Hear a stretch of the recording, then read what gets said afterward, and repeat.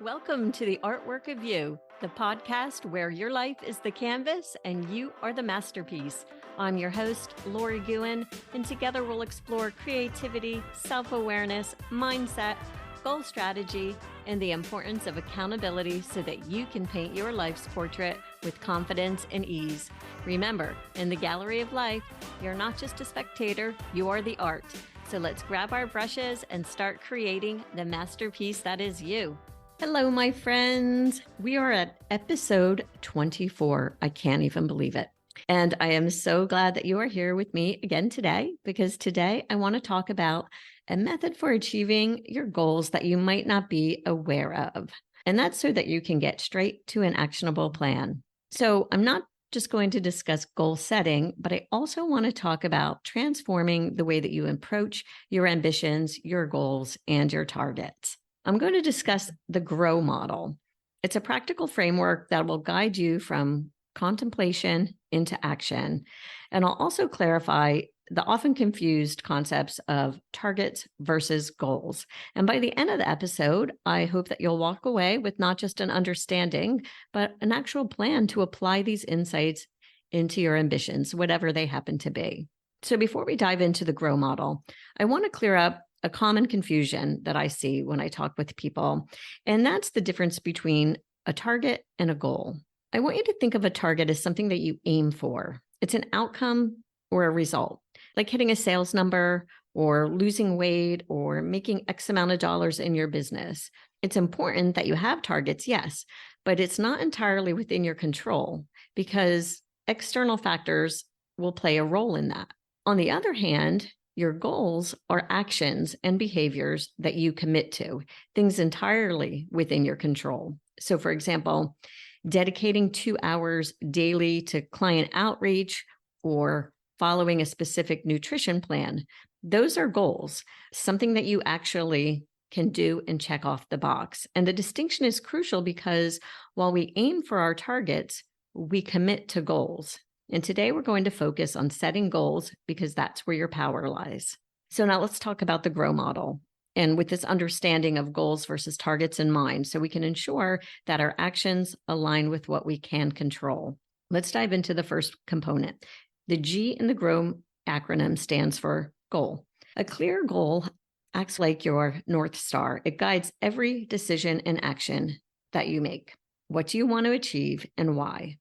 And the why is crucial. It's what keeps you pushing forward when things get tough, because inevitably they will. So I want you to think about a goal of yours right now. Hold that thought. And now I want you to refine it. How specific can you make it? For example, if your initial goal is, I want to advance in my career, I want you to drill down. In what way? In what way do you want to advance your career? Is it a promotion you're after, or perhaps a transition into a new field? And then let's get even more specific. For example, I want to secure a project management position in a tech company within the next year. Okay.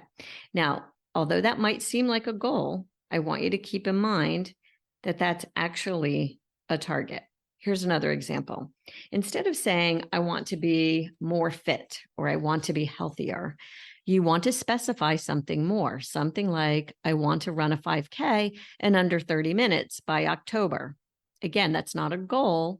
It's a target, something you're aiming for, but it's clear. So how do we take those targets and turn them into a clear, actionable goal? Again, start by asking yourself, what do I want to accomplish? And then don't stop there. Dig a little bit deeper. Ask yourself, why is this important? And then make it specific and measurable. And that's the difference.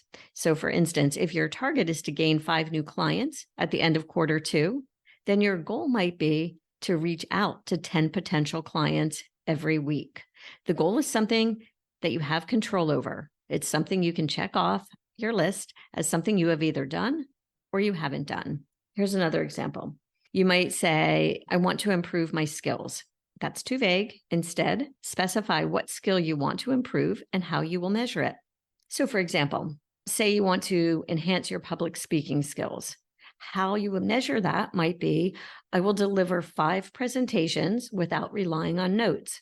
That's very specific and something you can control because you either deliver the 5 presentations without notes or you don't. And when you achieve those goals, Again, you're ensuring that you will most likely hit that target of improving your speaking skills. All right, now let's move on to the R of the acronym, which stands for reality. And this is about honest self-reflection. What resources do you currently have, and what skills might you need to develop? This requires that you identify not just your strengths, but also your gaps and your weaknesses.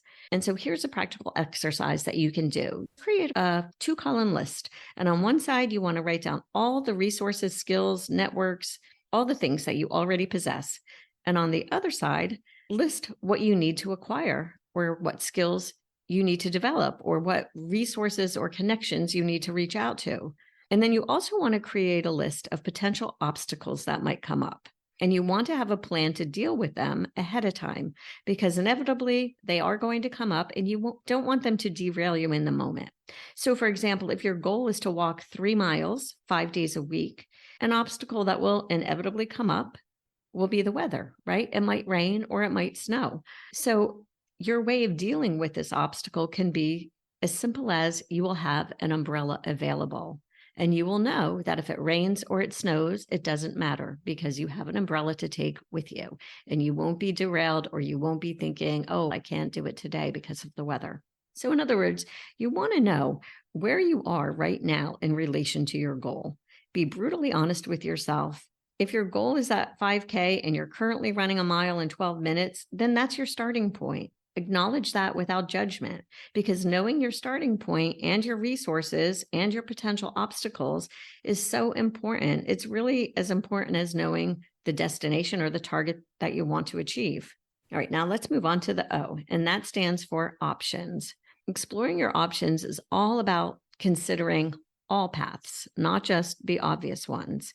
It's about brainstorming all the possible ways to get to your target or your goal. Think wide. There's no idea that is too out there. This is where your creativity can kick in, because again, there are multiple paths to every destination. What are all the possible ways you can achieve your goal?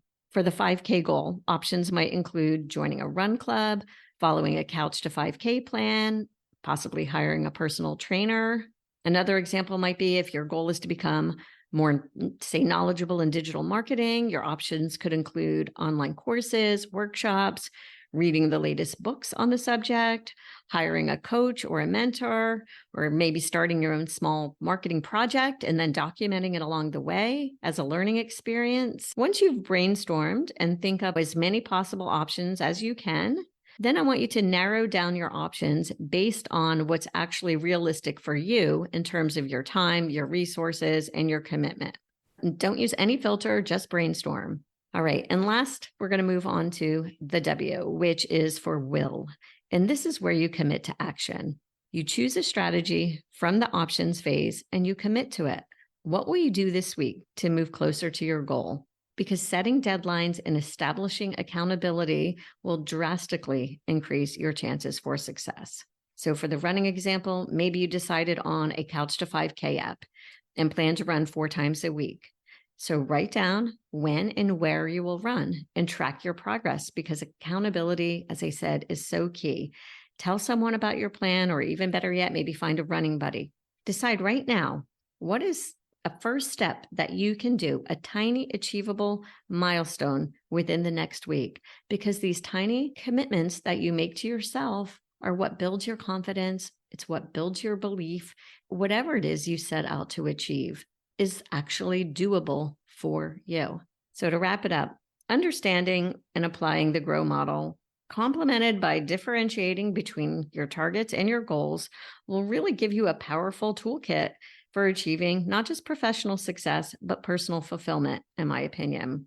And I want you to remember, targets are what we aim for, but goals, those are what we achieve to assure that we'll reach that target. And today's episode is just a starting point. The real magic happens when you apply these insights consistently. Let's not just set targets, let's actually achieve our goals. And remember, every big achievement starts with the decision to try, followed by a small, determined step forward. So keep refining, keep assessing, and most of all, keep moving forward. If you would like help with this process, you're in the right place. This is the work that I do for myself, and this is the work that I do with clients. You can find more about my personalized private coaching by reaching out to me on social media. My new Instagram is @theartworkofyou, or you can go to my website, www.the.com. That's a wrap for today, my friends. Thank you for sharing your time with me. And remember to show up in your life like the masterpiece you are, because you are the artwork. Please subscribe and leave a 5-star review. Have a fabulous day.